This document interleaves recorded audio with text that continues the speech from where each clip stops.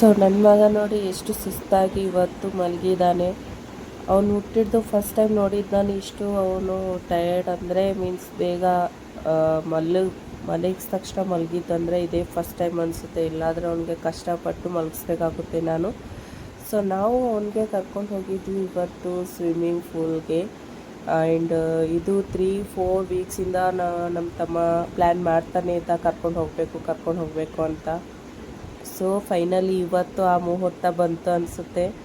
And ಅವನು ಬರೀ ಮನೇಲೇ ಟಬ್ಬಲ್ಲೇ ಆಡ್ತಾಯಿದ್ನು. ಸೊ ಅದಕ್ಕೆ ಅವನಿಗೆ ನೀರು ಅಂದರೆ ಸಾಕು, ನೋಡಿದರೆ ಸಾಕು ಅಷ್ಟು ಓಡಿ ಓಡಿ ಹೋಗ್ತಾನೆ ಆಟ ಆಡೋಕ್ಕೆ. ಸೊ ಅವನು ಕರ್ಕೊಂಡು ಹೋಗ್ತೀವಿ. ಒಂದು 3-4 ಪ್ಲೇಸಲ್ಲಿ ನೋಡಿದ್ವಿ, ಎಲ್ಲೂ ಕ್ಲೋಸ್ ಆಗಿದೆ, ಒಂದೊಂದು ಕಡೆ ಹೋಟೆಲ್ ಆಗಿಬಿಟ್ಟಿದೆ. ಸೊ ಫೈನಲಿ ಇಲ್ಲಿ ಸಿಕ್ತು. ಆ್ಯಂಡ್ ಅಲ್ಲಿ ಹೋಗ್ಮೇಲೆ ನೋಡ್ತೀವಿ ಲಾಸ್ಟ್ 2 ಗಂಟೆಗೆ ಅಂತ ಹೇಳಿದರು. ಸೊ 2 ಗಂಟೆಯಿಂದ ಕ್ಲಾಸಸ್ ಸ್ಟಾರ್ಟ್ ಆಗುತ್ತೆ ಅಂತ ಮತ್ತೇನು ಮಾಡಿದ್ವಿ, ಮನೆಗೆ ವಾಪಸ್ ಬಂದುಬಿಟ್ವಿ. ಸೊ ನೆಕ್ಸ್ಟ್ ಡೇ ಇವಾಗ ಮತ್ತೆ ಹೋಗ್ತಾ ಇದ್ದೀವಿ ಅಲ್ಲೇ. ಈಗ ಟೈಮು 11 ಗಂಟೆ. ಅವನಿಗೆ ಫೈನಲಿ ಇವತ್ತು ಅವನಿಗೆ ಸಿಗುತ್ತೆ. ಅಲ್ಲಿ ನಿನ್ನೆ ಅಂದರೆ 1 ಡೇ ಬಿಫೋರ್ ಹೋಗಿದ್ವಲ್ಲ, ಆವಾಗಂತೂ ಅವನು ನೀರು ನೋಡಿಬಿಟ್ಟು ಬಿಡೋಕ್ಕೆ ಮನೆಗೆ ಬರೋಕ್ಕೆ ರೆಡಿ ಇಲ್ಲ, ಓಡಿ ಓಡಿ ಹೋಗ್ತಾ ಇದ್ದಾನೆ ನೀರು ಹತ್ರ. ಬಟ್ ಏನು ಮಾಡೋದು ಅಂತ ಮನೆಗೆ ಕರ್ಕೊಂಡು ಬಂದಿದ್ವಿ. ಸೊ ಇವತ್ತು ಫೈನಲಿ ಮತ್ತು ನೆಕ್ಸ್ಟ್ ಡೇ ನಾವು ಮತ್ತೆ ಬಂದ್ವಿ ಕರ್ಕೊಂಡು. ಸೊ ಫೈನಲಿ ಇವತ್ತು ಆಡೋಕ್ಕೆ ಅವನಿಗೆ ಸಿಕ್ತು. ಆ್ಯಂಡ್ ಬಿಸಿಲು ಮಾತ್ರ ತುಂಬ ಇತ್ತು. ಸೊ ನೋಡಿ ಇಲ್ಲಿ ಇಷ್ಟೊಂದು ಮಕ್ಕಳಿದ್ದಾವೆ, ಅದರಲ್ಲೆಲ್ಲೂ ನನ್ನ ಮಗನದು ಏಜ್ದು ಒಂದು ಮಕ್ಕಳು ಇರಲಿಲ್ಲ. ಇವನೇ ಅದರಲ್ಲಿ 1.5 ಇಯರ್ ಬೇಬಿ ಅಂತಂದರೆ. ಸೊ ಅವರು ಡೈಪರ್ ಹಾಕಿಯೇ ಒಳಗೆ ಬಿಡಿ ಅಂತ ಹೇಳಿದರು. ಸೊ ಅಲ್ಲಿ ಮಕ್ಕಳಿಗಂತ ಇದೆ, ಅಲ್ಲಿ ಮಾವ ಕರ್ಕೊಂಡು ಹೋಗ್ತಿದ್ದಾರೆ. ಬಟ್ ಅಲ್ಲಿ ಒಂದು ಸ್ವಲ್ಪತ್ತೇ ಆಟ ಆಡಿದ್ದವನು, ಅಲ್ಲಿ ಬೇಡ ಅಂತಾನೆ, ಎಲ್ಲಿ ನೀರು ಜಾಸ್ತಿ ಇದೆ ಅಲ್ಲಿ ಹೋಗೋಣ ಅಂತ ಆಟ ಮಾಡ್ತಿದ್ದ. ಸೊ ಇಳಿದ ತಕ್ಷಣ ನೋಡಿ ಅವನು ಚೂರೂ ಭಯಪಟ್ಟಿಲ್ಲ. ಅವನು ಫಸ್ಟ್ ಟೈಮ್ ಸ್ವಿಮ್ಮಿಂಗ್ ಪೂಲ್ಗೆ ಬಂದಿರೋದು ನೋಡಿ ಎಷ್ಟು ಚೆನ್ನಾಗಿ ಅವನು ಆಟ ಆಡೋಕ್ಕೆ ಸ್ಟಾರ್ಟ್ ಮಾಡ್ದ. ಆ್ಯಂಡ್ ಅಲ್ಲಿರೋರೆಲ್ಲ ಇವನ್ನ ಕೇಳ್ತಿದ್ರು, ನಿಮ್ಮ ಬೇಬಿ ಎಷ್ಟು ಇಯರ್ ಅಂತ ಕೇಳ್ತಾಯಿದ್ರು ಬಂದು ಬಿಕಾಸ್ ಅವ್ನು ಆಟ ಆಡೋದು ನೋಡೇ ಶಾಕ್ ಆಗಿಬಿಟ್ಟಿದ್ರು. ಏನು ಒಂಚೂರು ಭಯನೇ ಪಟ್ಟಿಲ್ಲ ಅವನು, ನೀರಲ್ಲಿ ಭಯ ಪಡ್ತಾನೆ ಅಂತ ಅಂದ್ಕೊಂಡಿದ್ವಿ ನಾವು.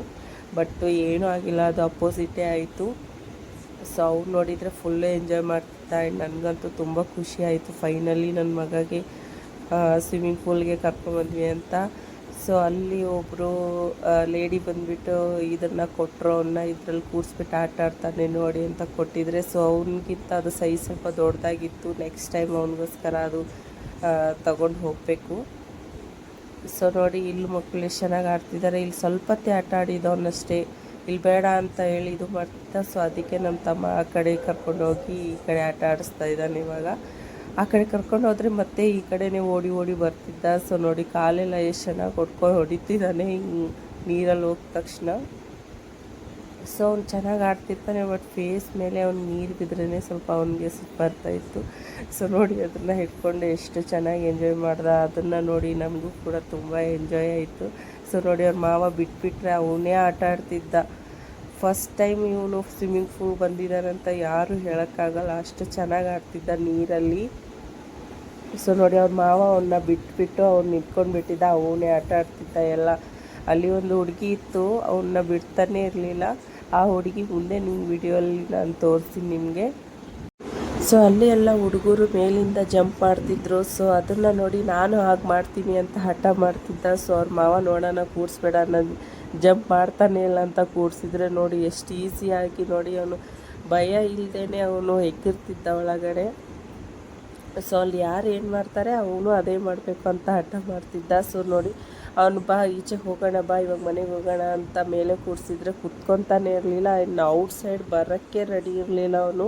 ನೋಡಿ ಕೂಡಿದ ತಕ್ಷಣ ಮತ್ತೆ ಒಳಗಡೆ ಓಡಿ ಓಡಿ ಹೋಗ್ತಿದ್ದ. 1 ಅವರ್ ಆಗೋಯ್ತು ಒಂದು, ಆದರೂ ಮನೆಗೆ ಹೋಗೋ ಟೈಮಲ್ಲೂ ಅಳ್ತಿದ್ದ, ಅಷ್ಟೊಂದು ಅವನಿಗೆ ನೀರಲ್ಲಿ ಇಷ್ಟ ಆಡೋದು. ಸೊ ನೋಡಿ ಈ ಹುಡುಗಿ ಅವನಿಗೆ ಅಲ್ಲಿ ಬಿಟ್ಟೇ ಇಲ್ಲ ಅವನು ಎಲ್ಲಿ ಹೋಗ್ತಾ ಅಲ್ಲೇ ಪಾಪು ಅಂತ ಬರ್ತಾಯಿದ್ಲು. ಅವಳ ಜೊತೆನೂ ಚೆನ್ನಾಗಿ ಆಟ ಆಡ್ದ ಅವನು. ಹುಡುಗಿ ಹೆಸರೇನು ಅಂತ ನಾನು ಕೇಳೋಕ್ಕಾಗಿಲ್ಲ. ಅವಳದು ಫಸ್ಟ್ ಡೇ ಅಂತೆ, ಅವಳೇನು ಕ್ಲಾಸ್ ಅಟೆಂಡ್ ಏನು ಮಾಡಿಲ್ಲ ಅಂತೆ. ಸೊ ಅದಕ್ಕೆ ಅವಳು ಕೂಡ ಆಟ ಆಡೋಕ್ಕೆ ಬಂದಿದ್ಲು. ಸೊ ಫೈನಲಿ ಎಲ್ಲ ಆಟ ಆಡಿ ನೋಡಿ ಮತ್ತೆ ಅಲ್ಲಿ ಇರಲೇ ಇಲ್ಲ ಅವನು. ಮತ್ತೆ ಈ ಕಡೆನೇ ಮತ್ತೆ ಬಂದುಬಿಟ್ಟ ಅವ್ರ ಮಾವನ್ನ. ಸೊ ಅವನ ಮಾವನಿಗೆ 1 ಅವರ್ ಸಾಕಾಗೋಯ್ತು ಆಟ ಆಡಿ. ಬಟ್ ಅವನಿಗೆ ಒಂಚೂರು ಬೇಜಾರೇ ಆಗಿಲ್ಲ. ಅಷ್ಟೊಂದು ಅವನಿಗೆ ಆಟೋದು ನೀರಂದರೆ ಅಷ್ಟೊಂದು ಅವನಿಗೆ ಎಕ್ಸೈಟ್ಮೆಂಟು. 1 ಅವರ್ ಹೇಗೆ ಹೋಯ್ತಂತಲೇ ಗೊತ್ತಾಗಿಲ್ಲ ಅವನಿಗೆ. ನನಗೆ ಗೊತ್ತಾಯಿತು ಬಿಕಾಸ್ ಎಷ್ಟು ಬಿಸಿಲಿತ್ತು, ಬಿಸಿಲಿಂದ ತಲೆನೇ ಇದಾಗ್ತಿತ್ತು. ನಮ್ಮ ಬೆಂಗಳೂರಲ್ಲಿ ಇಷ್ಟು ಬಿಸಿಲು ಇರ್ತಾನೆ ಇರಲಿಲ್ಲ. ಇತ್ತೀಚೆಗೆ ಒಂದು 2 ಇಯರ್ಸಿಂದ ಯಾಕಿಷ್ಟು ಬಿಸಿಲಿದೆಯೋ ಇಲ್ಲೂ ಅಂತ ಗೊತ್ತಾಗ್ತಿಲ್ಲ. ಇವಾಗ ಸಮ್ಮರ್ ಬೇರೆ, ಫುಲ್ಲು ಸ್ವಿಮ್ಮಿಂಗ್ ಪೂಲ್ದಂತೂ ಡಿಮ್ಯಾಂಡ್ ಆಗಿಬಿಟ್ಟಿದೆ. ಸೊ ನೋಡಿ, ನನ್ನ ಮಗ 1 ಅವರ್ ಆದ ತಕ್ಷಣ ಅವನಿಗೆ ಇಷ್ಟು ಹೊಟ್ಟೆ ಹಸಿತಿತ್ತು. ಅವನು ಈಚೆ ಬಂದ ತಕ್ಷಣ ಫಸ್ಟು ನಾವು ಊಟ ಮಾಡಿಸ್ಬಿಟ್ಟೆ. ನನಗೆ ಗೊತ್ತಿತ್ತು, ಬರೀ ಟಿಫನ್ ಮಾಡಿ ಬಂದಿದ್ದು ನಾನು ಬೆಳಗ್ಗೆ. ಅವ್ನಿಗೆ ಹೊಟ್ಟೆ ಹೆಂಗೂ ಹಸಿಯುತ್ತಂತ ನಂಗೆ ಗೊತ್ತಿತ್ತು. ಅವ್ನ ಟೈಮಿಂಗ್ ಇತ್ತು 1 ಗಂಟೆ ಊಟ ಮಾಡೋದು. ನನ್ನ ಟೈಮಿಂಗ್ ಪ್ರಕಾರ ಅವ್ನಿಗೆ ಊಟ ಮಾಡಿಸ್ತೀನಿ.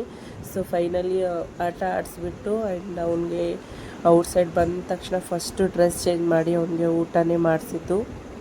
ಸೊ ನೋಡಿ, ಅಷ್ಟು ಆಡಿದ್ರೂ ಕೂಡ ಅವನು ಒಂಚೂರು ಟಯರ್ಡ್ ಆಗಿಲ್ಲ. ನೋಡಿ ಎಷ್ಟು ಚೆನ್ನಾಗಿ ಅವನು ನೋಡಿ ಹಾಯ್ ಅಂತಿದ್ದಾನೆ. ಅವನು ಕ್ಯಾಮ್ರಾ ಆನ್ ಮಾಡಿ ಅವ್ನ ಕಡೆ ತೋರಿಸಿದ್ರೆ ಸಾಕು, ಫುಲ್ ಹಾಯ್ ಮಾಡೋಕ್ಕೆ ಸ್ಟಾರ್ಟ್ ಮಾಡ್ತಾನೆ. ನನಗಂತೂ ನೀರು ತೊಗೊಂಡು ಹೋಗಿರಲಿಲ್ಲ. ಸೊ ನಾನು ಸ್ವಲ್ಪ ಬಾದಾಮ್ ಹಾಲು ಕುಟ್ಕೊಂಡೆ.